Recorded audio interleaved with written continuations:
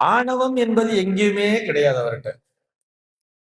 நான் ராமனுக்கே அஸ்திரம் கத்து கொடுத்தேன், அஸ்திரத்தை கொடுத்திருக்கேன் ராமனுக்கு, அகம்பாவம் இல்லை. சிவனையே தன்னுடைய கானத்தால் மயக்கிய அந்த ராவணனையே நான் வென்றிருக்கிறேன், அகம்பாவம் இல்லை. யாருமே மலையை வந்து குறைச்சு மலையை அப்படி நகர்த்தினதே இல்லை. நான் மலையையே நகர்த்தி இருக்கிறேன், அதனாலதான் எனக்கு அகத்தியன்னு பேரு, அகம்பாவம் இல்லை. எல்லா தேவர்களும் ஒருபுறம் சென்று அமர அவர்களுக்கு இணையாக நான் ஒருவன் மட்டும்தான் இங்கே வந்திருக்கிறேன், அகம்பாவம் இல்லை. என்னால் தான் பூமி சமப்பட்டது, அகம்பாவம் இல்லை. நாரத மகரிஷியே வெற்றி பெற்றவராம், நாரதனையே வெற்றி கொண்டவர் அகத்தியர்னு சொல்லுவார். நாரதருக்கு வந்து தான் தான் நாராயணனுடைய ரொம்ப பெரிய பக்தன்னு சொல்லி ஒரு கர்வம் உண்டாம். ஏன்னா எப்ப பார்த்தாலும் நான் நாராயணா நாராயணா நாராயணான்னு சொல்லிட்டு இருக்கேன்னு சொல்லிட்டு ஒரு கர்வம் நாரதருக்கு உண்டாம். இதை வந்து அகத்தியர் வந்து பதிவு பண்ணியிருக்காரு. என்ன மாதிரி ஒரு நாராயண பக்தர் இங்க லோகத்திலேயே கிடையாது அப்படின்னு சொல்லும் பொழுது, அப்படி எல்லாம் இல்ல சுவாமி, ஒருத்தர் இருக்கா போய் பாருங்கன்னு சொல்லி அனுப்புறாரு. யாருன்னு சொல்லி கேட்டா, அங்க பாரு ஒரு குடியானவன் இருக்கான்னு சொல்லி அனுப்புறார். அந்த குடியானவன் காலையில இருந்து ராத்திரி வரைக்கும் என்ன பண்றான்னு அவன் பக்கத்துல இருந்து போய் பாருங்கிறார். இவரும் அந்த குடியானவன் வீட்டுக்கு போறாரு. அவன் காலைல எழுந்திருக்கும் பொழுதே நாராயணா அப்படின்னு சொல்லி எழுந்திருக்கிறான் இந்த குடியானவன். அன்னைக்கு ஃபுல்லா நிறைய அந்த வயல்வெளியில போய் வேலை பார்க்கறான், ஆத்துக்காரோட சண்டை போடுறான், நிறைய விஷயங்கள் நடக்கிறது. அங்க வயல்வெளியில வேலை செய்யறவங்க கூட எல்லாம் சண்டை போடுறான். எல்லாம் முடிச்சுட்டு ராத்திரி வந்து சாப்பிடுறான். சாப்பிட்டு தூங்குறதுக்கு முன்னாடி ஒரு தடவை நாராயணான்னு சொல்லிட்டு நமஸ்காரம் பண்ணி படுத்துறான். இந்த பார்த்துட்டே இந்த நாரதர் நேரா இங்க வரார். அவன் ஒரு நாளைக்கு 2 தடவை மட்டும்தான் நாராயணனுடைய பேரை சொல்லி இருக்கான். அவனை போய் மிகச்சிறந்த பக்தர்னு சொல்றேன். நான் தான் ஒரு நாளைக்கு எத்தனை தடவை நாராயண நாமத்தை சொல்லிட்டு இருக்கேன், மூச்சுக்கு 300 தடவை சொல்லிட்டு இருக்கேன், நான் தான் பக்தர்னு சொன்னாராம். சரி ஒண்ணும் இல்ல, இந்த அங்க ஒரு கை நிறைய ஒரு எண்ணெயை ஊத்தி ஒரு கிண்ணத்துல எண்ணெயை ஊத்தி அந்த எண்ணெய் கிண்ணத்தை நாரதர் கையில கொடுத்துட்டாராம். இந்த எண்ணெய் கிண்ணத்தை கையில வச்சுக்கோங்க, இந்த உலகத்தை ஒரு தடவை சுத்தி வாங்கோ. என்ன கண்டிஷன்னா, ஒரு துளி எண்ணெய் கூட கீழே சிந்தக்கூடாதுங்கிறது தான் கண்டிஷன் சொன்னோடனே, ஆஹா இது என்ன பிரமாதம் அப்படின்னு சொல்லிட்டு அந்த கிண்ணத்தை கையில வச்சுட்டு அதே சிந்தனையோடய அப்படியே சுத்தி அந்த ஒரு நாளைக்குள்ள சுத்தி வந்து முடிச்சுட்டார். ஒரு நாளைக்குள்ள சுத்தி வரணும். நாரதரும் சுத்தி வந்து முடிச்சுட்டார். சுத்தி வந்து முடித்த பாருங்க, சுத்தி வந்து முடிச்சுட்டா பாத்தீங்களா, ஒரு துளி எண்ணெய் கூட கீழே சிந்தவே இல்லைன்னு அகத்தியர்கிட்ட சொன்னாராம். சரி ஒரு நாள் ஆயிடுச்சு. அகத்தியர் கேட்டாரா, இன்னைக்கு எத்தனை முறை நீர் நாராயணனை நினைத்தீர்? நாராயணன் பேர எத்தனை தடவை சொன்ன இன்னைக்குன்னு கேட்டா, ஏன் சுவாமி கையில வந்து எண்ணெயை கொடுத்துட்ட, எண்ணெய் கிண்ணத்தை சிந்தக்கூடாதுன்னு சொல்லிட்ட, இதுல எங்க நான் நாராயணன் நினைக்கிறது, இது மேலதானே என் கவனம் இருக்குன்னு சொன்னா. அப்பதான் சொன்னாராம் அவர், நீ தேவலோகத்தை சேர்ந்தவர், உனக்கே அந்த கஷ்டம் இருக்கும் பொழுது அவன் பூலோகத்தை சேர்ந்தவன், அவன் ஒரு பூலோகவாசி, ஒரு நரன். இத்தனை கஷ்டங்களுக்கு இடையேயும் அவன் ஒரு நாளைக்கு 2 முறை நாராயணனுடைய நாமம், காலையில எழுந்திருக்கும் பொழுது ஒரு தடவை நாராயணன் நாமம், ராத்திரி படுக்கும் பொழுது ஒரு நாராயண நாமம் சொன்னா அவன் தான் உன்னை விட சிறந்த பக்தன் அப்படின்னு. அவன் எதையும் சுவாமிகிட்ட எதிர்பார்க்கல, நாராயணான்னு எழுந்திருச்சா அப்படி படுக்கும் போது நாராயணான்னு. அகம்பாவம் என்பது இருக்கக்கூடாது, நான் தான் சிறந்த பக்தர்கள் அகம்பாவம் இருக்கக்கூடாதுங்கிறத பதிவு பண்ணது நம்முடைய அகத்தியர். ஒரு இடத்துல கூட அகத்தியருக்கு அகம்பாவம் வந்துதான் சீனே இருக்காது. ஔவையாரு கூட வச்சிருப்பா, சுட்ட பழம் வேண்டுமா சுடாத பழம் வேண்டுமான்னு சொல்லிட்டு முருகப்பெருமான் வந்து ஔவையார் சின்னதா ஒரு கர்வம் எட்டி பார்க்கும் போது கூட வந்து அமைக்கிட்டாருன்னு சொல்லிட்டு. நீ இந்த 18 படிகள் வச்சிருக்கா இல்லையா, இந்த 18வது படி எதை சொல்லும் தெரியுமா, 17வது படி எதை சொல்லும் தெரியுமா? வரிசையா ஒண்ணுக்கு ஒரு தாத்பரியம் வச்சிருப்பா. முதல் 5 படிகள் அப்படிங்கிறது நம்ம 5 புலன்களையும் அடக்கி ஏறது அப்படின்னு சொல்லிட்டு, 5 புலன்களையும் அடக்கி, 5 புலன்களையும் அடக்கிதான் இங்க மாலையை போட்டு 48 நாள் விரதம் இருக்கா. 48 நாள் விரதம் இருந்து தலையில இருமுடி வச்சுட்டுதான் நான் மெய் வாய் கண் மூக்கு செவி அத்தனையும் அடக்கிட்டேன்னு சொல்லிட்டு 5 படி ஏறிடுறோம். அதற்கு அடுத்தபடியாக வரக்கூடிய 8 படிகள் என்னன்னு சொன்னா, காம குரோத லோப மோக மதமாத்சரிய கண்ம மற்றும் ஆணவம் மற்றும் அகம்பாவத்தை ஒழிக்கணும்னு சொல்லிட்டு அது 8 படிகள் 13 படி வரைக்கும் சொல்லிடுறது. அப்புறம் 14, 15, 16க்கு ஒரு தாத்பரியம் வச்சிருப்பா. தமோ குணம் ரஜசகுணம் சத்வகுணத்தையும் தாண்டிட்டேன், 17வது படியிலே ஞானம் என்பது கிடைத்து விடுகிறது. 17வது படிதான் ஞானமா. அப்பதான் சுவாமி கொட்டு வைக்கிறார், உனக்கு ஞானம் கிடைச்சிருச்சுன்னு நினைச்சேன் இல்லையா, இதுவே ரொம்ப பெரிய அஞ்ஞானம், அதையும் தாண்டி வந்தாதான் நீ என்ன தரிசிக்க முடியும்னு சொல்லிட்டு அந்த 18வது படி என்னன்னா அஞ்ஞானமா, 17வது படி ஞானம் கிடைச்சிருச்சுன்னு நினைச்சோம்னா அது உனக்கு அஞ்ஞானம்டா பாவி, அதையும் நீ தாண்டி வரணும்னு சொல்லிட்டுதான் அந்த அஞ்ஞானத்தையும் எல்லாவற்றையும் கடந்து நின்றால்தான் அந்த கடவுளை தரிசிக்க முடியும் அப்படிங்கறதுதான் அந்த 18 படிகளுடைய தாற்பயம். தத்துவமசி அப்படின்னு வச்சிருப்பாங்க. அந்த தத்துவமசியை இந்த உலகிற்கு காண்பித்தவர் நம்முடைய அகத்தியர்.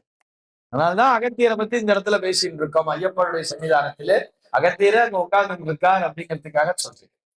அப்ப நம்மிடத்திலும் என்ன இருக்க வேண்டும்? எந்த ஒரு இயக்கம் இறந்து கொண்டிருந்தாலும், எந்த ஒரு விஷயம் நடந்தாலும் அது இறைவன் செயல், எல்லாம் இறைவன் செயல் விட்டுட்டோம்னா நமக்கு பிரச்சனையே இல்லை அப்படிங்கிறதுக்காக சொல்றேன்.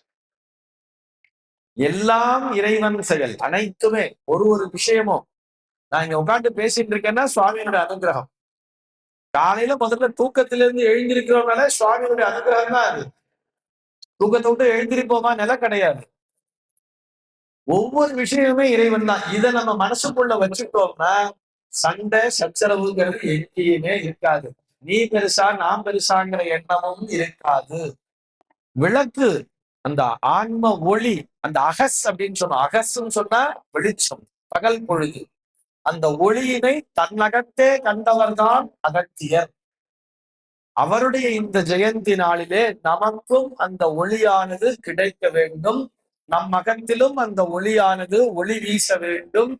அவரை பற்றி நாம் இன்னமும் மேலும் மேலும் நிறைய விஷயங்களை அறிந்து கொள்ள வேண்டும். எல்லா சிவாலயங்களிலுமே அகஸ்திய ஜெயந்தியை விரிவாக கொண்டாட வேண்டும். அதற்கு நாம் பக்த கோடிகள் அனைவரும் துணையாக இருக்க வேண்டும். அகத்தியருக்கு ஒண்ணும் இல்லை. இப்ப ஆஞ்சநேய சுவாமிக்கு ராமராமான்னு சொன்னாலே ஆஞ்சநேய சுவாமி வந்து உட்கார்ந்துருவார். ராமநாமத்தை சொன்னாலே அங்க ஆஞ்சநேய சுவாமி இருப்பாரு, நம்ம எல்லாருக்குமே தெரியும். நமசிவாயான்னு சொன்னாலே அகத்தியர் அங்கே வந்து உட்கார்ந்துருவார். அந்த நமசிவாயா அப்படிங்கிற அந்த 5 எழுத்து மந்திரம் தான் நமக்குள்ளாக இந்த அகஸ், அந்த வெளிச்சம், அந்த சூரிய ஒளியை நமக்குள்ளாக உண்டாக்கி தரும். நமசிவாயான்னு சொல்லுங்க போறோம். 5 எழுத்து மந்திரம் அதை சொன்னாலே அகத்தியரையும் பூஜித்ததற்கு சமானம். அவருக்கு தனியா நம்ம அஷ்டோத்திரத்தை படிக்கணுங்கிற அவசியம் இல்லை. அதெல்லாம் வாத்தியார் பண்ணிப்பார், குருக்கள் பண்ணிப்பார். அங்க போய் உட்கார்ந்து பிரார்த்தனை வைங்க. நாளைய தினமே நீங்கள் அனைவரும் ஒரு கூட்டு பிரார்த்தனையை மேற்கொள்ளுங்கள். ஞானம், நம்முடைய வீட்டு குழந்தைகள் ஞானம் பெற வேண்டும். உண்மையான ஞானம். எஜுகேஷன் மாத்திரம் போராது, கல்வி அறிவுங்கிறது போராது. அந்த கல்வி அறிவினை முறையாக பயன்படுத்த வேண்டும்.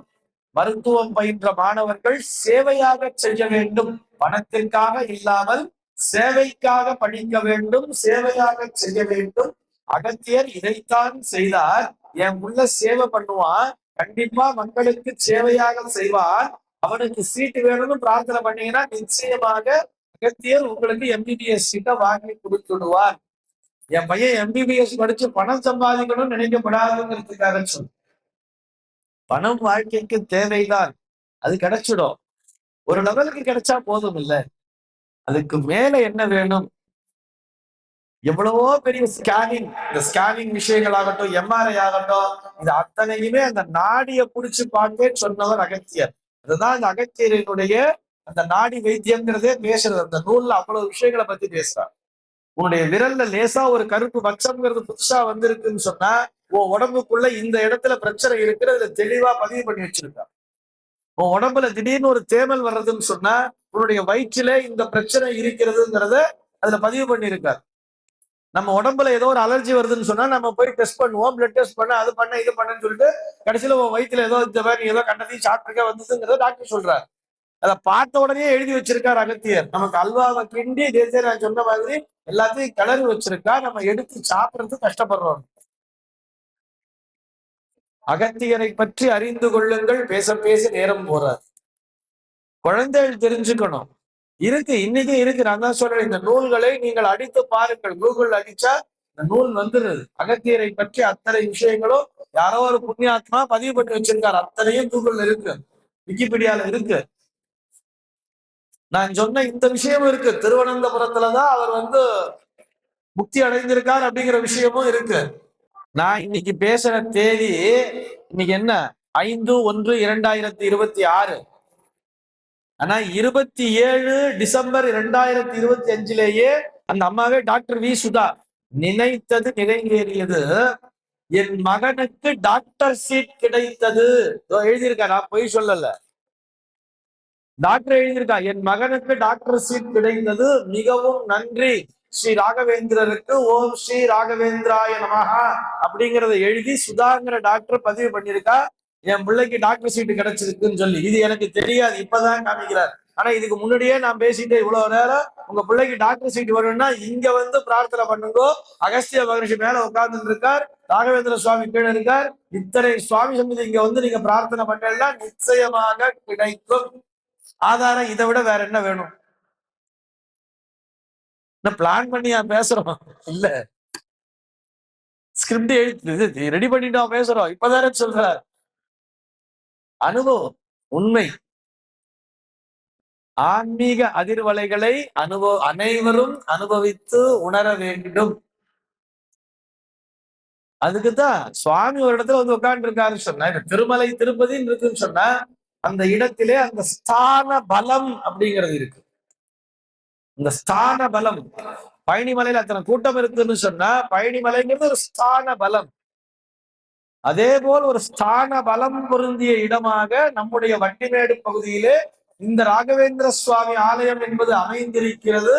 அந்த ஸ்தான பலத்தினை அடியேன் அனுபவித்து உணர்ந்திருக்கிறேன். அனுபவித்து உணர்ந்தவர்களும் எழுதி வைத்திருக்கிறார்கள். உங்களுடைய இல்லத்து குழந்தைகளும் அனைவரும் வந்து இந்த ஸ்தான பலத்தினை நேரடியாக பெற்று எல்லோரும் பலன் பெற வேண்டியது என்று சொல்லி இந்த 3 நாட்கள் ரொம்ப குறைச்சலா எனக்கு தோன்றது. இருந்தாலும் வேற வழி இல்லை. அடியேனுக்கும் காரியங்கள்ங்கிறது இருக்கிறது, பார்க்கணும்.